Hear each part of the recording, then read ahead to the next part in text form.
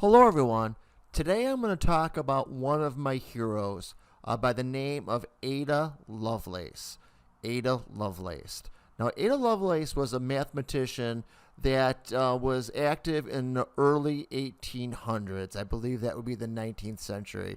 And she's highly regarded, rightfully so, as being recognized as the first computer programmer. Now, how is that possible? How can you be a computer programmer in the 1820s? I mean, not only do you not have computers, you don't have logical systems, you don't have transistors, you don't have electronics, and you don't even have electricity. So how in the world can you be a programmer? Let me explain the steps that Ada Lovelace did and why she's regarded as being the first computer programmer ever. Now, Ada Lovelace was a mathematician, and her work isn't really extraordinary insofar as her work within mathematics. But that's not the point. Let me explain. What Ada Lovelace did is she noticed as she was working on math and she was solving equations that you could take the human mental steps of looking at a mathematical equation and breaking it down into logical steps. Now, you might think about that and say, well, that's really not revolutionary thinking because you're thinking yourself when you took algebra in junior high or you did fractions when you're in elementary school, that your teacher would show you the steps in doing something, the steps in doing multiplication or some simple arithmetic.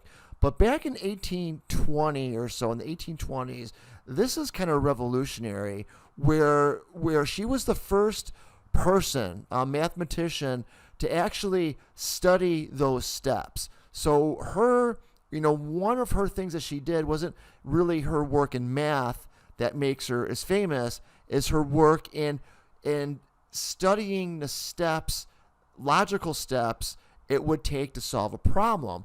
So she would look at a mathematical equation, and it would be a simple mathematical equation or a tough one. And what she would be able to do is say, you know what? I can break this down into logical steps, either it being 1 step, 2 steps, 3 steps, or 300 steps. So what I can do then is I can use those steps as kind of a recipe to solve any of these math problems that I get without reinventing how to do it. Right? Think about that. So it's almost like, like I just mentioned, a recipe is a good word for it, where if you don't know how to make cookies, you can follow a recipe to do so. If you don't know how to make brownies, there's a recipe to do so. If you don't know how to do quadratic equations or calculus or whatever, yes, there are steps that you can use to do so. So Ada Lovelace was really a pioneer in that area, defining the steps it would take to perform mathematical problems. But so what she would do was she would look at a problem and then she would divide it into steps. First you do this, then you do this, and so on and so forth. And she would manually do it until she would get the answer. Now, that was revolutionary thinking back then. Think about it. I mean, that was revolutionary thinking back then. And her work and her methodology is mostly associated with another mathematician by the name of Charles Babbage. It rhymes with cabbage. Charles Babbage. What Babbage was able to do is Babbage had the same sort of mindset that Ada Lovelace had.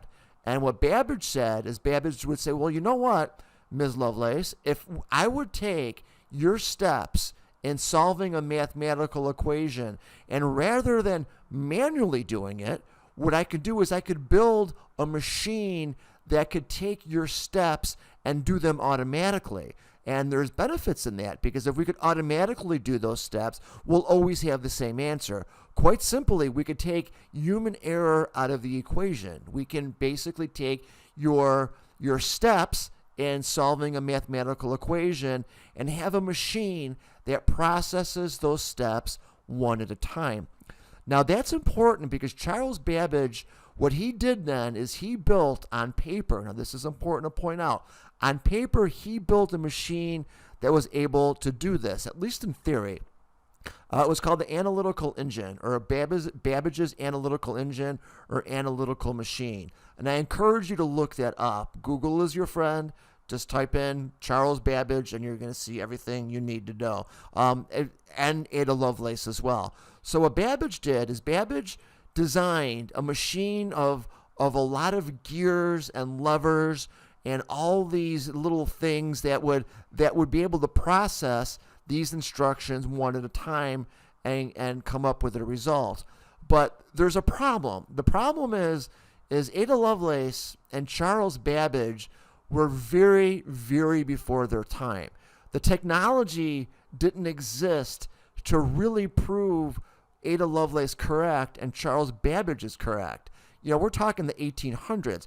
The telegraph isn't even invented yet. I mean, we're talking, steam engines and things of that nature. So for Ada Lovelace to come through with her methodology of breaking math down into steps, and Babbage, his methodology in taking those steps and being able to redundantly process them again, and again to get results, was really before their time.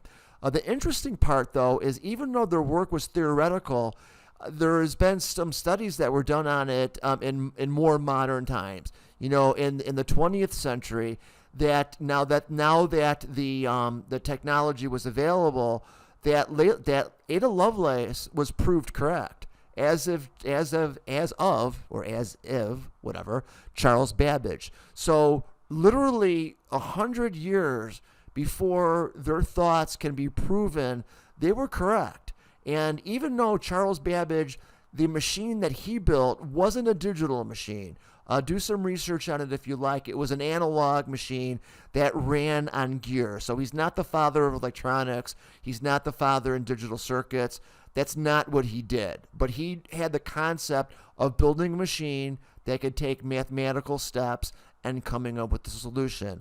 So Charles Babbage is widely recognized as really the forefather of modern computers, even though what he built in the 1800s doesn't even resemble what's out there now. But his research and his concepts were really at the forefront of the later 1800s, where you had some other scientists and math guys like Herman Hollerith that would take Babbage's research and say, you know what, Chuck?